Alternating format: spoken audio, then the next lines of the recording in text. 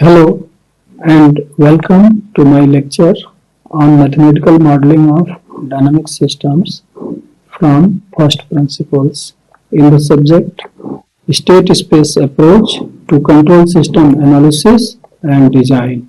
In the last lecture, I introduced to you the concept of state space and the standard state space representation of dynamical systems. Now, in this lecture and in subsequent few lectures, we will understand with the help of a few examples mathematical modeling of physical systems based on the first principles and expressing the model equations into standard state space form. What I am trying to say is that we will write the governing equations of the given physical systems. Generally, the governing equations so obtained will not be directly usable by the control engineer. In the state space approach in particular, we want the model equation in the state space form. So, the governing equations are to be put in the standard state space form. Governing equations are obtained on the basis of first principles, which means laws such as Kirchhoff's current law or Kirchhoff's voltage law or thermodynamic principles or equations of motions or equations of chemical kinetics, principles of mass balance, heat balance, etc.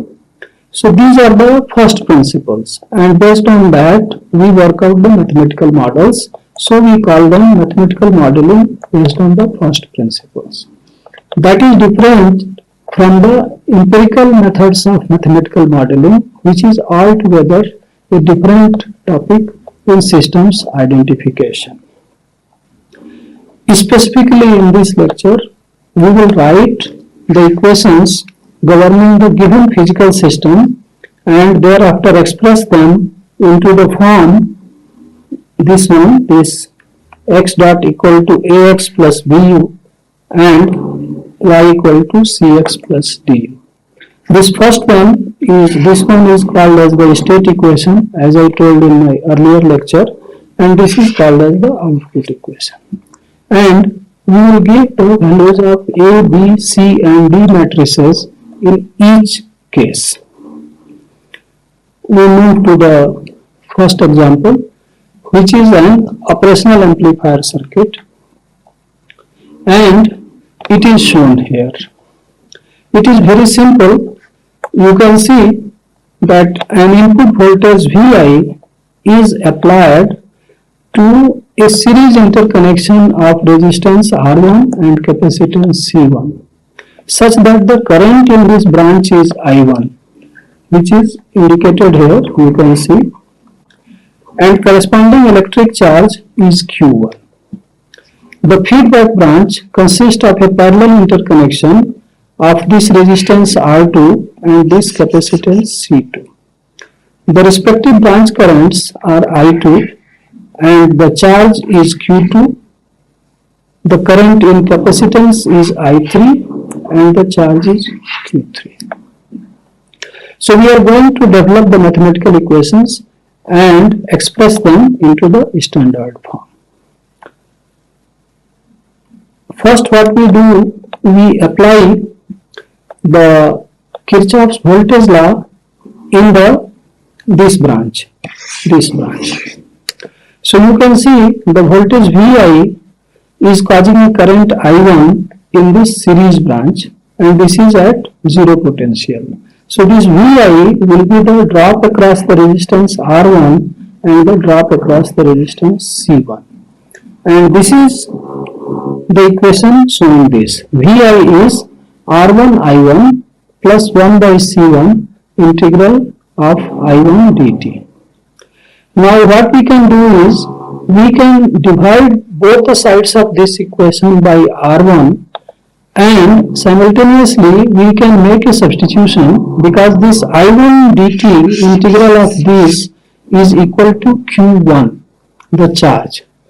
So division throughout by R1 and substituting integral I1 dt by Q1 and I1 by dQ1 by dt, we can express this equation into this form. dQ1 by dt will be equal to minus 1 by R1 C1 Q1. This, when we divide by R1, it becomes 1 by R1 C1, and this integral I1 dt will be equal to Q1. So this becomes Q1 1 by R1 C1, and this Vi gets also divided by R1. So we have 1 by R1 here dividing Vi. So we get the first differential equation describing the circuit, which is dQ1 by dt is equal to minus 1 by R1 C1 Q1 plus 1 by R1 VIT. Next, we consider the feedback loop, this one, and what we notice that, excuse me for a moment, what we notice that this R2 is in parallel to C2. That means the voltage drop across R2 will be exactly equal to voltage drop across C2. That is one. Second thing, we see that these currents I2, I3 and I1, all these three currents enter the same junction. So sum of the three currents should be equal to 0. That will be obtained if we apply the KCL. So with these things in mind, we see that we will have this equation first. The voltage drops across the resistance R2 and the capacitance C2 must equal each other. So we get I2 R2 equal to 1 by C2 integral I3 dt. And KCL applied at that junction at the inverting input of the operational amplifier gives I1 plus I2 plus I3 equal to 0, or I3 can be expressed in terms of I1 and I2 like this. And because I3, its integral is the charge Q3, so we can also write Q3 equal to minus of Q1 minus of Q2. So we will substitute in place of integral I3 dt, we will substitute Q3, and that Q3 will be sum of Q1 and Q2 with a minus sign. So we will have minus Q1 minus Q2. So this equation gives I2 into R2 equal to 1 by C2 bracket minus Q1 minus Q2. And if we divide throughout by R2 and simultaneously in place of I2 we substitute dQ2 by dt, we will have R2 dQ2 by dt equal to minus 1 by C2 Q3, or dQ2 by dt, this thing will be equal to this thing, where Q3 has been substituted in terms of Q1 and Q2. So dividing by R2 will convert that equation into this form. So this is another differential equation. I have brought the picture of operational amplifier circuit here again. We see that output voltage VO is the voltage across the capacitor. It is of course also the voltage across the resistor, but let us consider first that it is equal to the voltage across the capacitor. So VO can be written like this, 1 by C2 integral of I3 dt, or because this integral I3 dt is same as Q3, so it becomes 1 by C2 into Q3. And remember that this Q3 was expressed in terms of Q1 and Q2. So this output voltage gets expressed in terms of Q1 and Q2 by this relation. VO equal to minus 1 by C1 Q1 minus 1 by C2 Q2. So we obtained the equations describing this circuit. One equation was here, dQ1 by dt, this equation. dq1 by dt equal to minus 1 by r1 c1 q1 plus 1 by r1 vi. Other the equation is here dqt by dt equal to minus 1 by r2 c2 q1 minus 1 by r2 c2 q2, and the out equation is here va equal to minus 1 by c2 q1 minus 1 by c2 q2. Once we got the equation, now the next job is to convert them into the standard state space form. So we have to identify the state variables, which are now identified like this. The charge q1 we identify as the state x1. Charge q2 we identify as the state x2. So we have the state vector xt equal to x1, x2, which is q1 and q2. The input is of course the applied voltage Vi, you can see, and the output is the output voltage of the operation amplifier, which is Vo. So, as we can notice from one of the differential equations which we wrote here, this equation, dq1 by dt, now q1 has been obtained identified as x1. So this is dx1 by dt equal to minus 1 by r1 c1 into x1 plus 1 by r1 into vi, the applied voltage.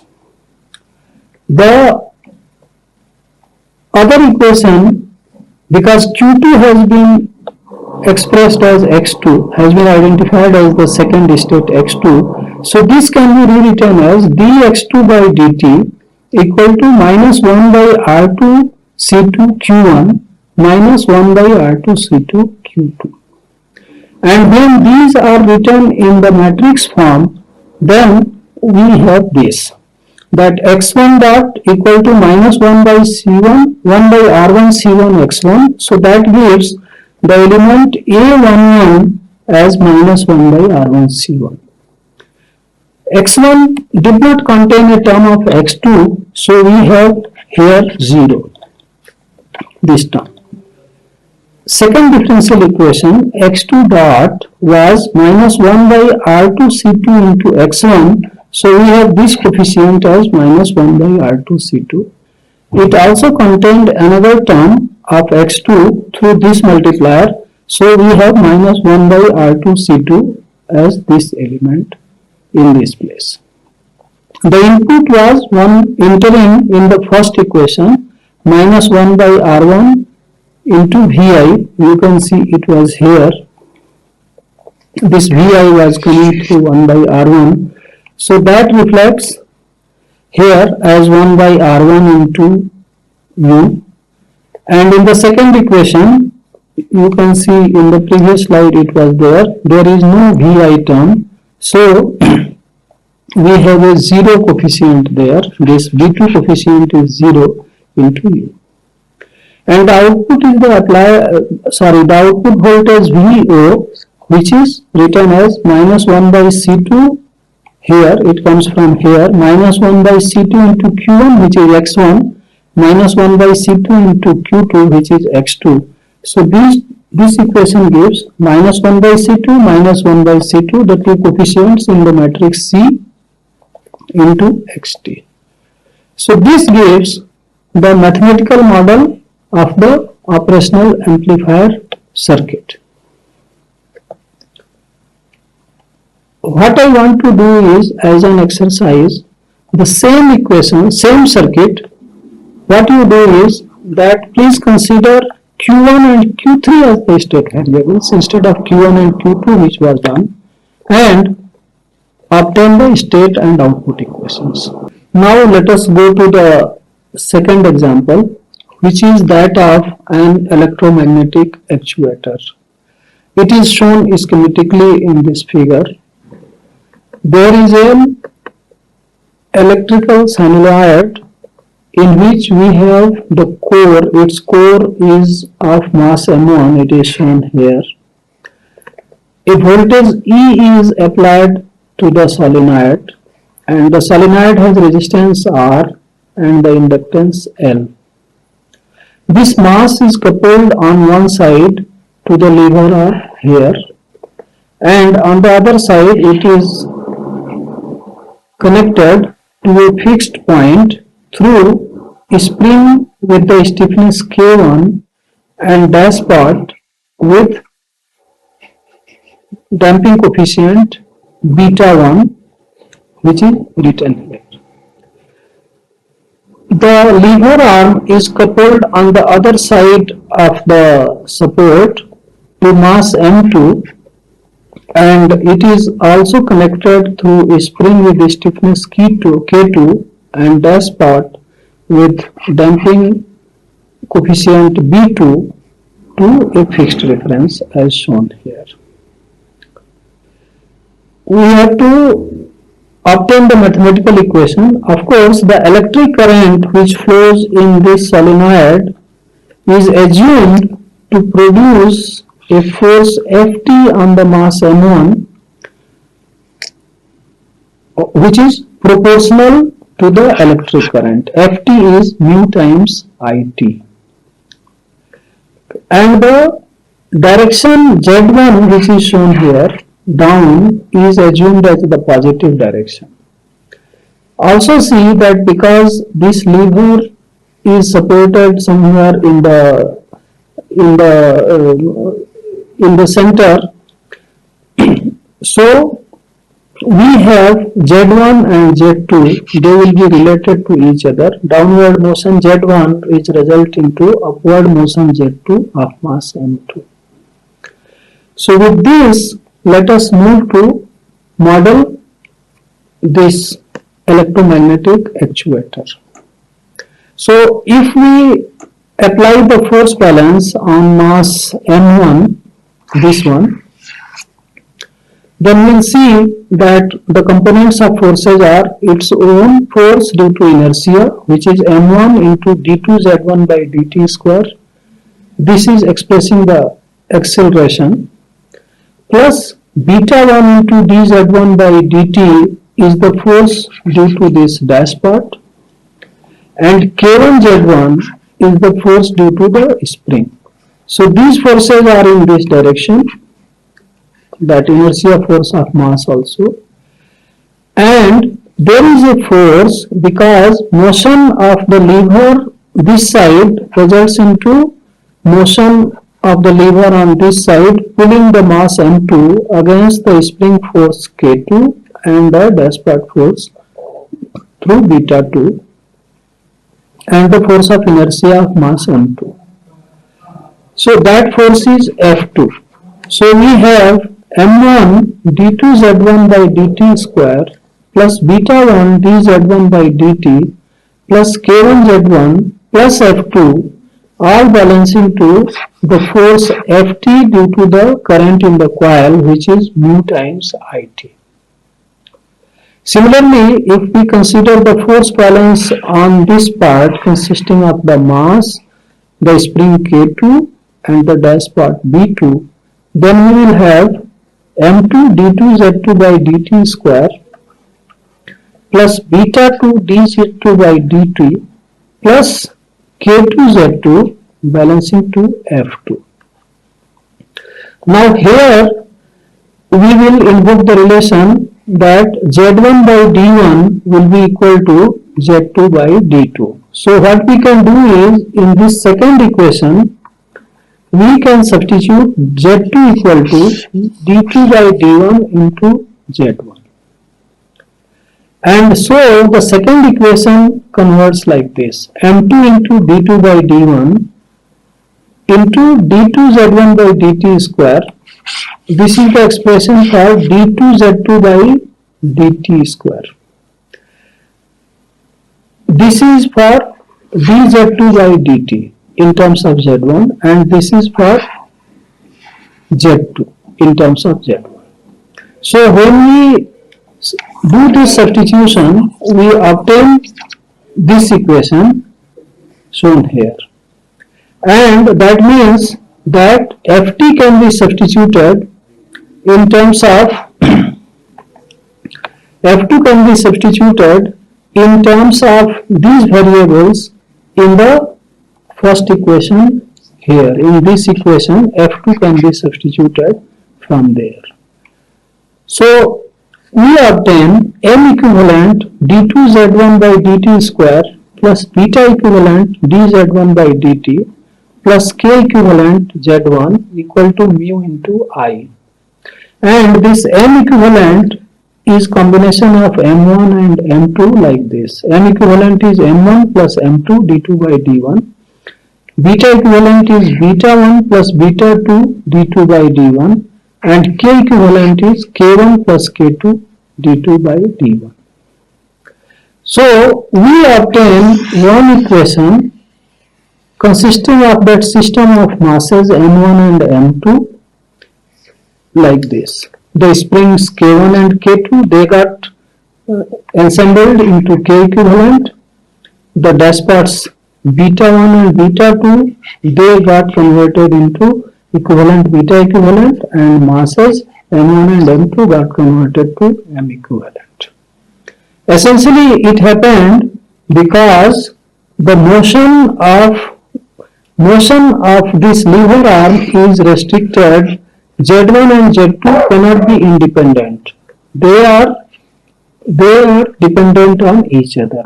That is how it happened.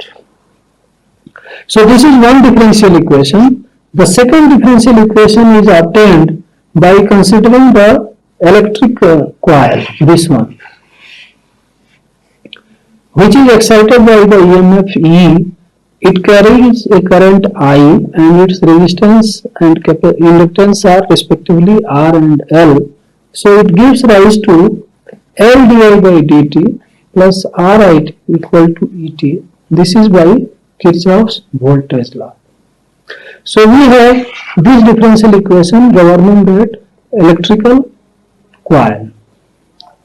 Okay, now we got the equations and now we have to identify the state variables.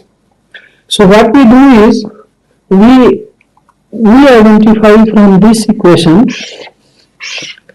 the position Z1, the position of the lever arm on the left on the mass M1 side, Z1 as one state variable, and dz1 by dt, that is the velocity, as the other state variables. So we have x1 equal to z1 and x2 as velocity, that is z1 dot. Now we know that z1 dot is the derivative of z1. So we have x1 dot equal to x2. That gives this equation. And this d2z1 by dt square, this is equal to ddt of dz1 by dt, or ddt of z1 dot, and z1 dot has been identified as the state x2. So M equivalent x2 dot plus beta equivalent x2 plus k equivalent x1 will be equal to mu into I we have identified as the x3.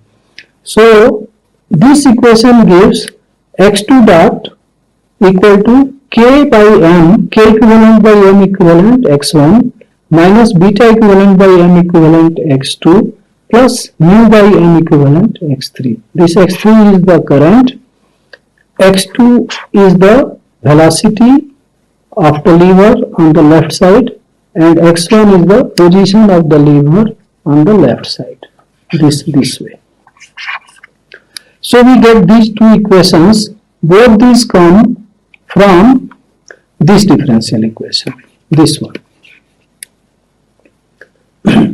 And this x3 dot, the current in the coil, its derivative is given in terms of this x3 variable only and the input Et. So x3 dot is minus R by L x3 plus 1 by L Et.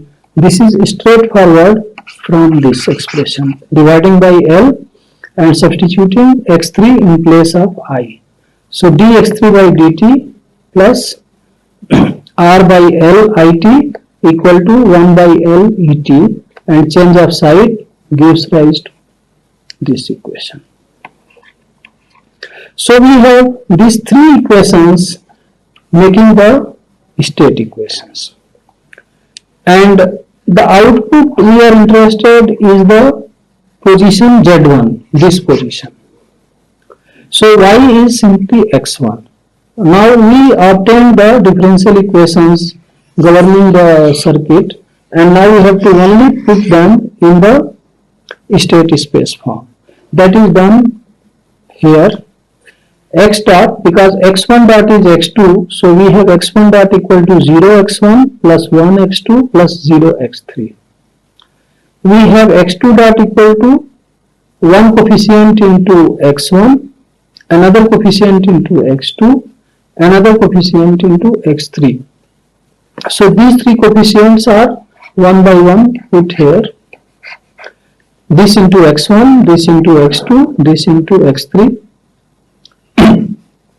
And again we didn't contain any input term, so we have 0 here, like that in the first equation. The third equation was x3 dot equal to minus r by l x3. So that means 0 times x1, 0 times x2 and minus r by l x3. So that is why minus r by l comes here. And through 1 by l it multiplied to the applied voltage ET, which is U, identified as the input. So we have this equation, this state equation governing the system, and the output equation. Of course, the output we identified was the moment of lever on the left side, which is Z1, so that gives y equal to 100x. So this gives the model of the electromagnetic actuator. I have exercise for you. So now instead of Z1, instead of Z1 as the state variable and Z1 dot, choose Z2 and Z2 dot as the state variables and Z1 as the output, and obtain the mathematical equations and thereafter the state space representation of the EM actuator. We move to our next example, which is a modeling of liquid level variations in an open tank. It is shown schematically here. We have a tank of uniform cross-sectional area. In that we have inflow coming as Qi and outflow going from it is Qo, and the instantaneous level is Ht. We have to model the liquid level variations into this tank. That is the problem. So this is of course much simpler system, simpler than the two systems which we considered before. And what we see is that this volume accumulated into this tank here, this volume given as Vt is area of cross section into the level in the tank, A times Ht. Now if we differentiate this, because A is constant, it doesn't vary with time, the differentiation will give dVt by dt equal to A dH by dt. And what we at the same time recognize that the accumulation of liquid is due to imbalance between Qi and Qo. If Qi is larger than Qo, the volume will increase with time. If Qi is smaller than Qo, the volume will decrease with time. So dVt by dt will be equal to Qi minus Qo. In other words, A dH by dt is equal to Qi minus Qo. We divide throughout by A, so we obtain this expression which gives dH by dt equal to Qi minus Qo divided by area of cross section A. This is the differential equation governing the liquid level variation with time in the tank. Now we recognize by applying the principles of hydraulics that through an opening in the tank, the outflow will be dependent on the square root of the liquid column.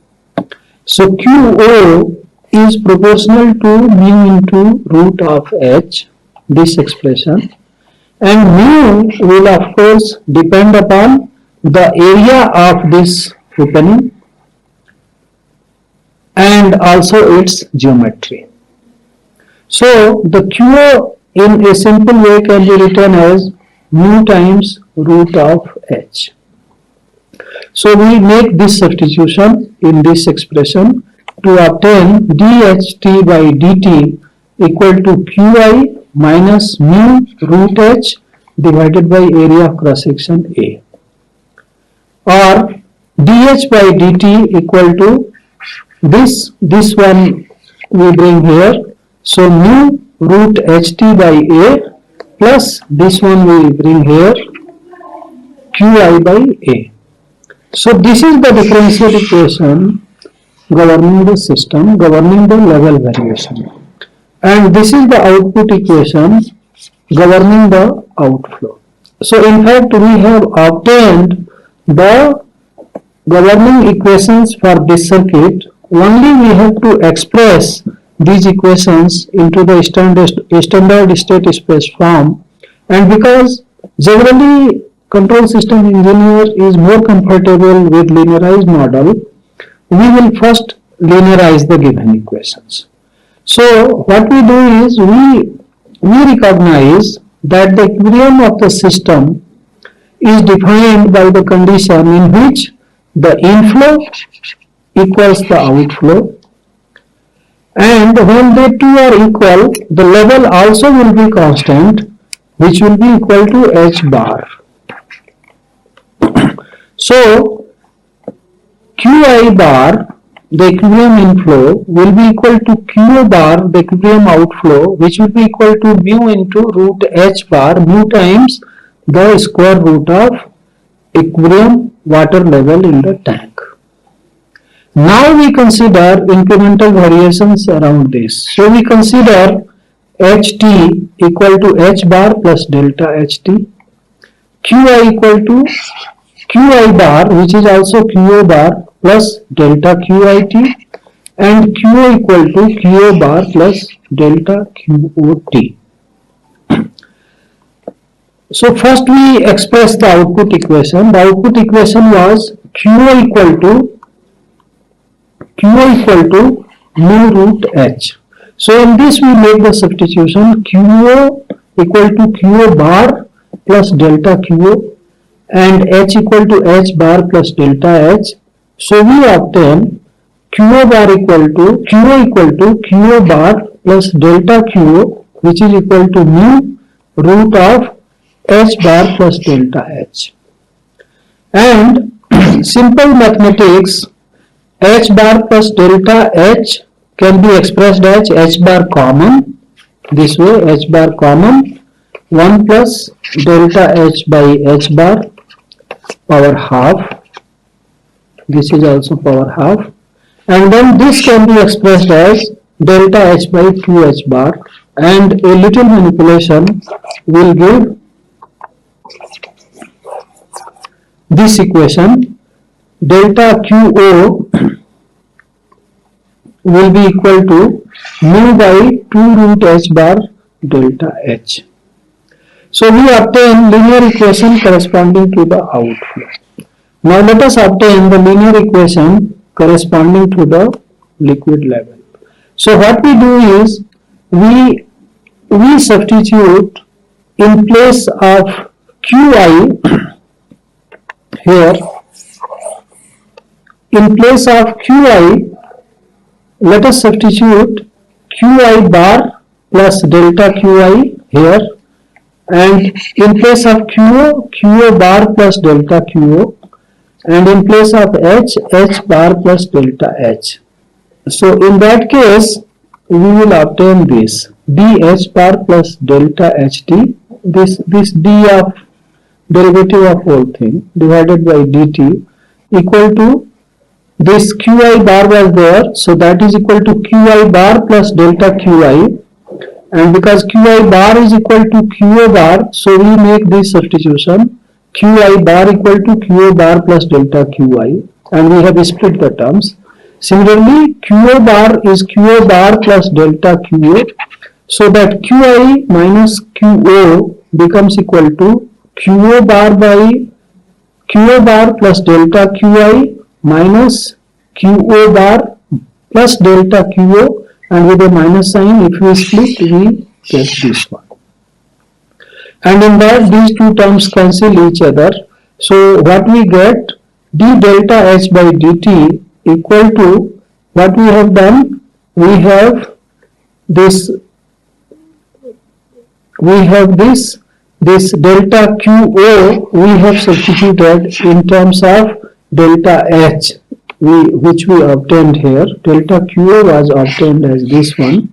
So this we have substituted in place of delta Qo to get it here.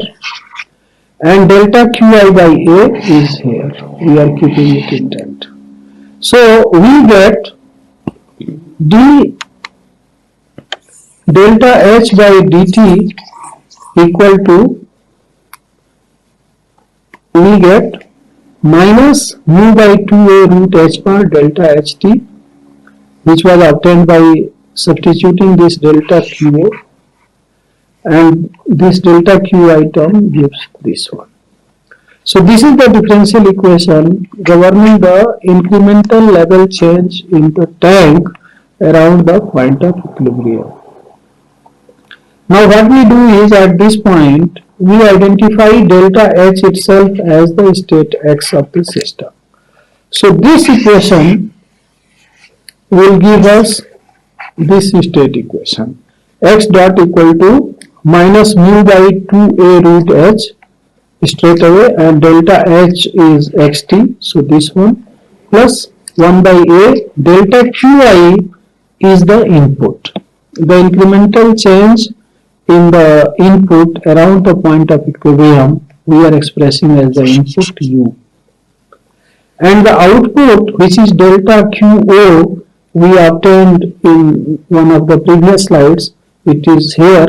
Delta Qo is mu by 2 root h bar into delta H, so that gives output y is mu by 2 root h bar x.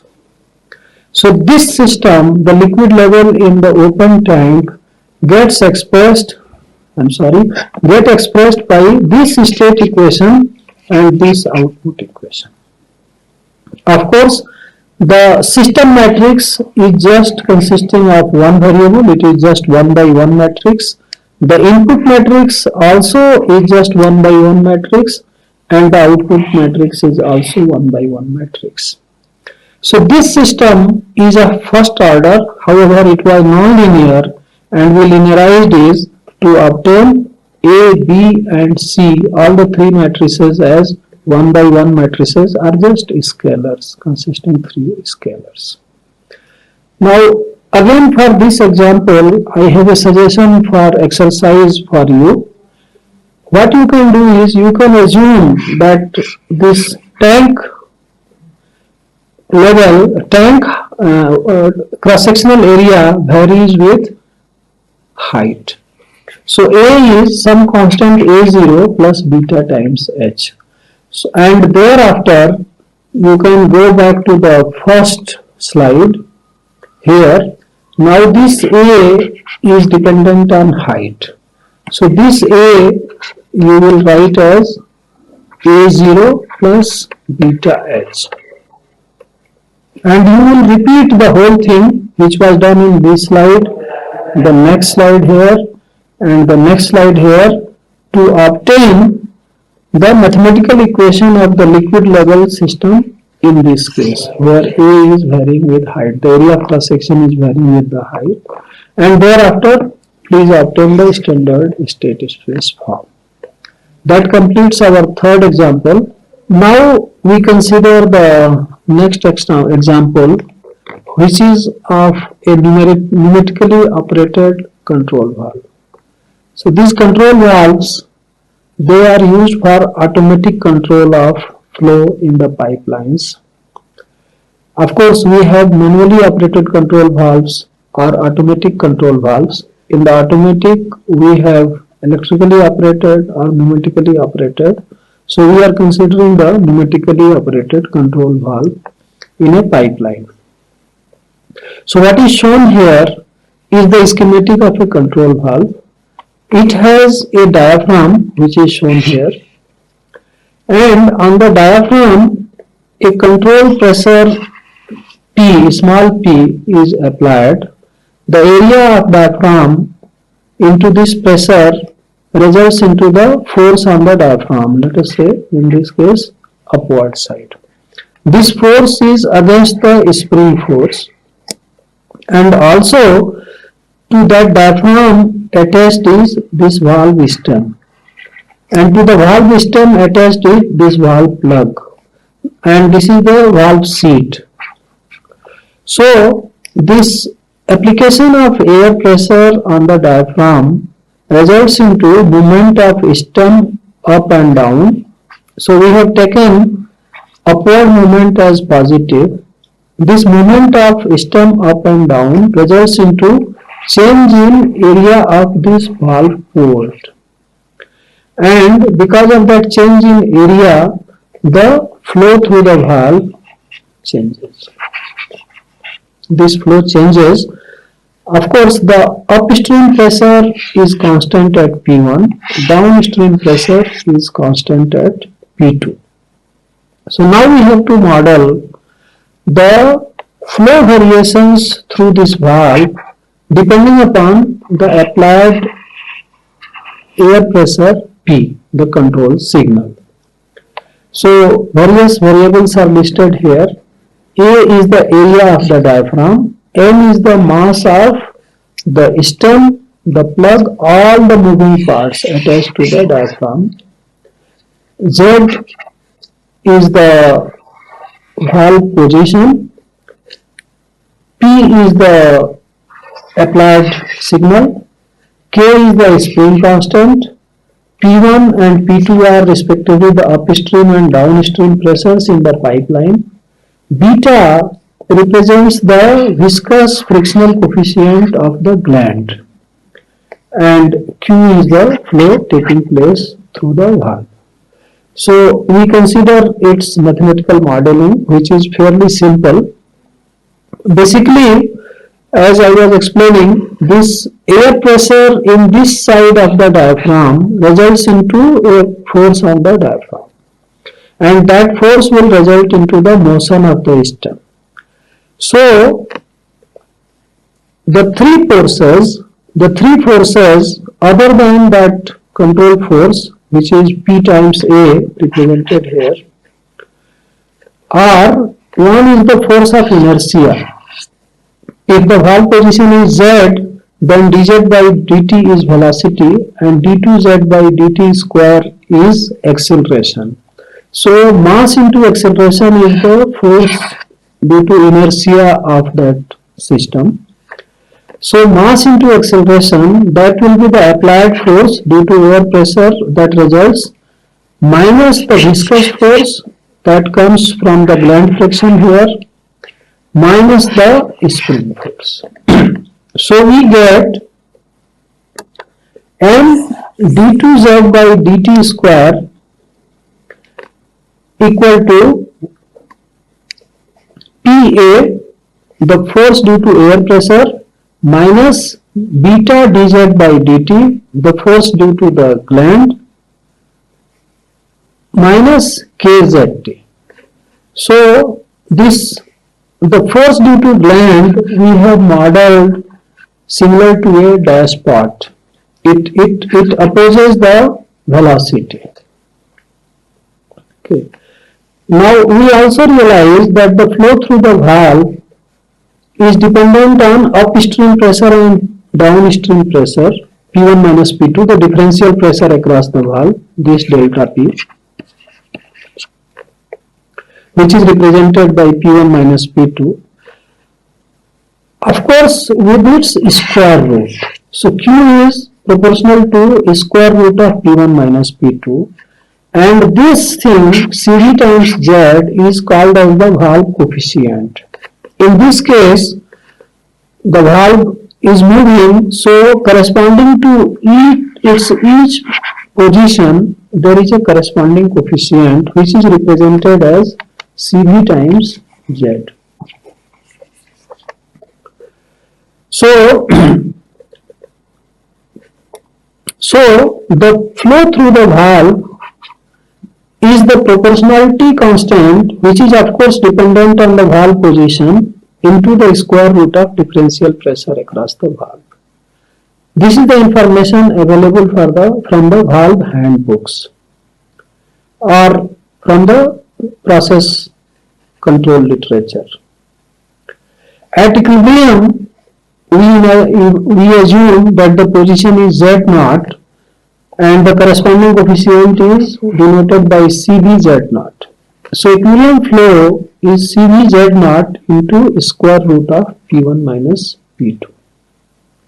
Of course, P1 must be greater than P2, otherwise there will not be any forward flow. So that has to be ensured by the process design. And both P1 and P2 are constant at their respective values, P1 and P2. So any changes in Q are due to changes in the valve position, and that valve position means that the coefficient of flow through the valve, that's CVZ, that changes with the position. Now this CVZ, its variation with position is dependent upon the valve design. So generally we have three types of valve. One is called as equal percentage valve, other is called as the linear valve, and other is called as the quick opening valve. So in these three valves, with the valve opening the position Z, this CVZ varies either like this or like this or like this. So this is the linear valve, this is equal percentage valve, and this is the quick opening valve. There can be other kind of characteristics, but these three characteristics are very common. And we are assuming this valve to be a linear valve, so that this CV with the valve position is expressed as a constant of proportionality into Z.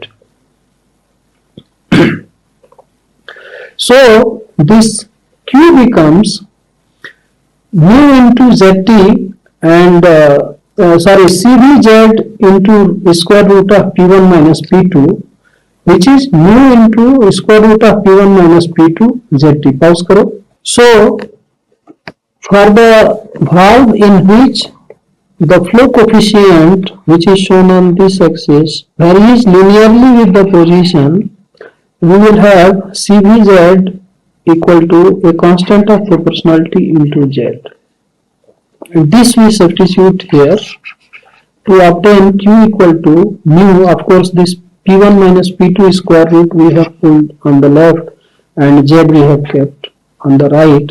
So this mu root P1 minus P2, because this differential pressure across the valve is also treated as constant in this case.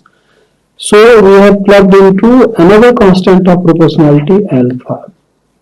So Q is alpha into Z. This is the outflow through the valve, which comes out to be proportional to the position of the valve. So we obtained the two equations governing the valve. One equation was this, where the valve stem, gland and the spring, they were represented as a mass spring dashpot system, on which the force working was the force on the diaphragm due to the applied control pressure P. So we had this equation, and we had this as the output equation, Q equal to alpha into ZT. We got the equations, now we have to express them into the standard state space form. So what we do is the valve position Z and the valve speed dz by dt we identify as the two state variables. We have done it here that x1 is the valve position Z, x2 is the valve speed dz by dt. So these two variables x1 are identified as the states x1 and x2. So the first equation is, because the differential of position is speed, so we have x1 dot the differential of position equal to speed dz by dt or x2. So that gives this equation. And this second equation comes from this equation, this one. It comes from this one.